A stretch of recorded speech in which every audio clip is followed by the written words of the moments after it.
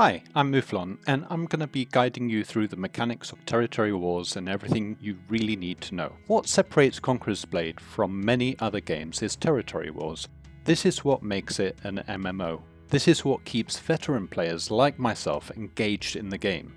I've been playing Conqueror's Blade now since closed beta before the game was released in June 2019, and have witnessed the evolution of territory war mechanics and may have also contributed with my support submissions on how to improve the mechanics, as many of my suggestions seem to have found their way into the game. One thing to note, this video has been recorded at the end of Season 7, and territory war mechanics tend to change, so make sure to check out the changes on the official Conqueror's Blade website for future seasons. Just before we begin, make sure to hit that like button if you like the video, make sure to subscribe and turn on those notifications.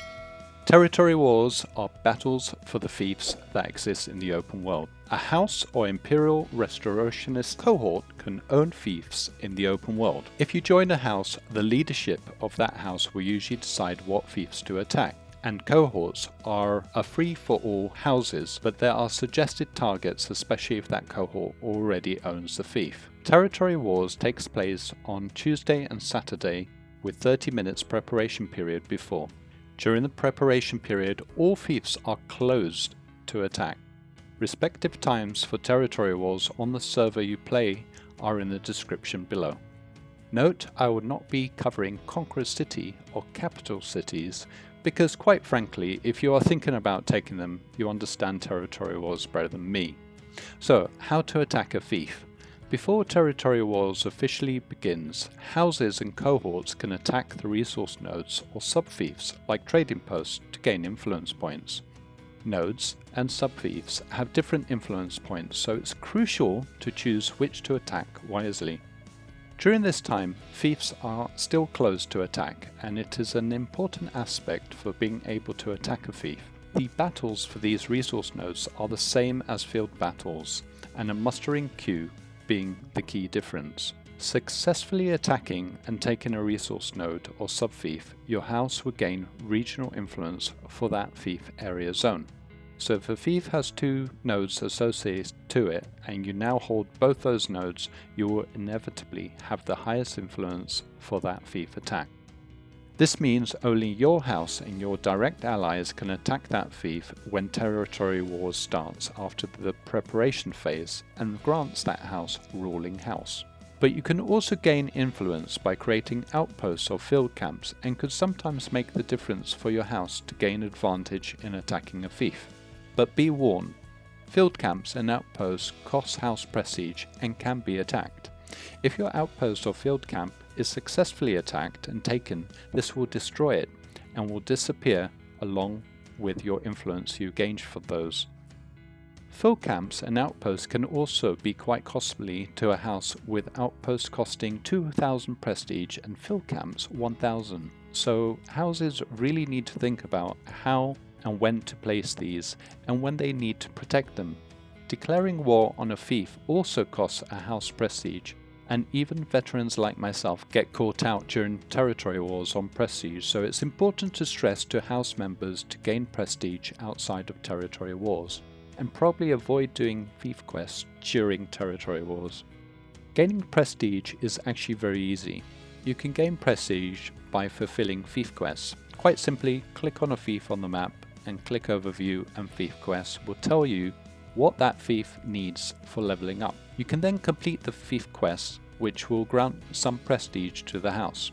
Other rewards you only gain if you own the fief. So you think you are ready to take that fief? Not yet. If you are attacking a city or fort, you might consider taking siege equipment, as this is one of the key differences between siege battles and territory wars, is that there are no pre-placed artillery or siege equipment on the battlefield.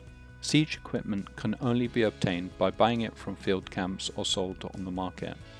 One final note before you think about taking the fief is house level. House level defines what fief you can attack. Clicking on the respective fief will show a declaration level for that fief. Your house level will need to be this or over to be able to attack it. Usually villages are level 1, cities are level 3, and forts are level 4. Territory wars has now officially started, and you're ready to take that fief. During this time, note, you can still take over nodes and sub-fiefs, but you'll need to hold this for 2 minutes for your influence to change, so keep this in mind before a fief becomes available for attack. Territory wars are much like siege and field battles with 15 versus 15. However, there are a few key differences. One is there are no pre-placed artillery or siege equipment on the map. You must bring the artillery and siege weapons to the battle as mentioned before.